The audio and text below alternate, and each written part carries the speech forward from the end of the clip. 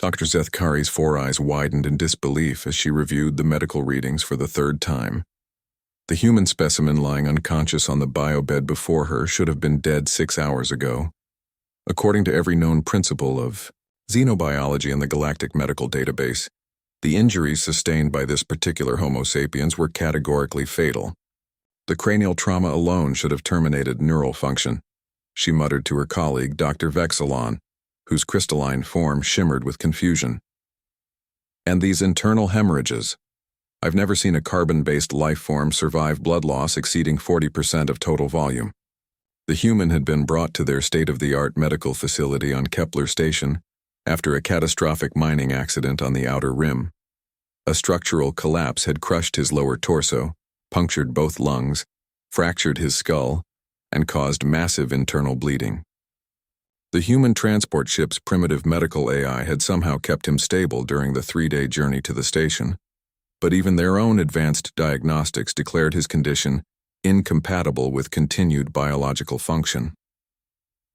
Dr. Zethkari had seen thousands of species cross her operating table during her 2 centuries of practice. She had witnessed the remarkable regenerative capabilities of the hydroxygen gel forms, the redundant organ systems of the mighty Carathians, and the distributed consciousness of the ethereal nebulites. But humans? Humans were supposed to be fragile, delicate, short-lived creatures whose evolutionary path had somehow led them to space travel, despite their obvious biological limitations. The preliminary scans had been conducted with the human's own medical records as reference. Dr. Marcus Chen, age 34, mining engineer. No genetic modifications, no cybernetic enhancements, no exotic treatments. Just a baseline human with standard DNA patterns and typical physiological markers. Yet here he lay, somehow clinging to life when every algorithm screamed impossibility. Perhaps we should contact the Terran embassy, Dr. Vexilon suggested, his voice resonating through his crystal matrix. They might have insights into human physiology that our databases lack.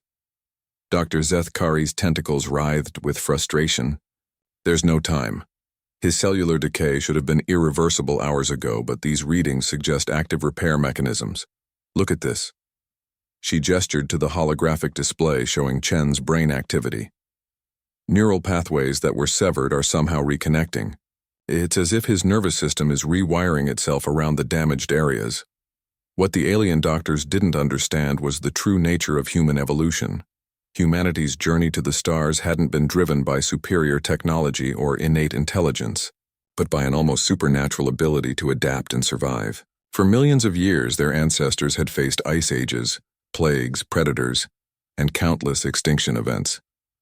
Each generation had been forged in the crucible of adversity, selecting for traits that seemed mundane until tested by extremity. Chen's unconscious form began to show the first signs of what human medics called the rally, a phenomenon where critically injured humans would suddenly stabilize against all odds. His heart rate, which had been erratic and weak, began to strengthen. The internal bleeding, which should have been fatal, had somehow coagulated through mechanisms the alien doctors couldn't comprehend. Impossible, Dr. Zethkari breathed, as new readings flooded her instruments.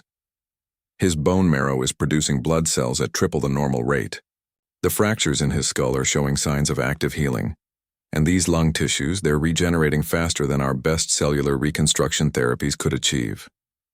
What they were witnessing was humanity's greatest evolutionary gift, the ability to refuse death when death seemed certain. It wasn't magic or technology. It was pure biological stubbornness refined across eons. Human bodies could shut down non-essential systems to preserve core functions, redirect resources with ruthless efficiency, and tap into reserves that other species didn't even know existed. Dr. Vexilon's crystalline form pulsed with amazement as he monitored Chen's vital signs. His pain receptors have somehow adapted to block 90% of the trauma signals. It's as if his nervous system has learned to ignore catastrophic damage and focus solely on repair. By the 18th hour, what had begun as a desperate attempt to document an impossible case had become something approaching reverence. Chen's body temperature had stabilized, his brain function had returned to normal parameters, and his cellular, Regeneration rates defied every known biological law. "We should publish this," Dr. Zethkari whispered. "The Galactic Medical Council needs to know that human physiology is far more resilient than our models suggest." As dawn broke over Kepler Station's artificial horizon, Dr. Marcus Chen's eyes fluttered open.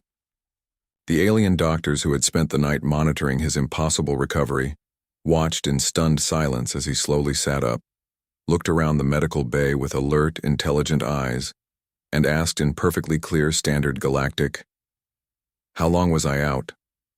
Dr. Zethkari's translation device struggled with the concept of "walked out" when she later filed her report, but the security footage was unmistakable. 26 hours after arriving at their facility with injuries that should have killed him.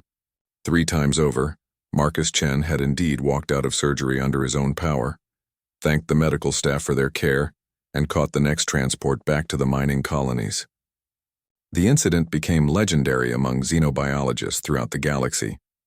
It wasn't the last time human resilience would surprise alien observers, but it was perhaps the most documented case of what became known as the Chen Protocol, the medical principle stating that human survival probabilities should never be calculated using standard biological parameters.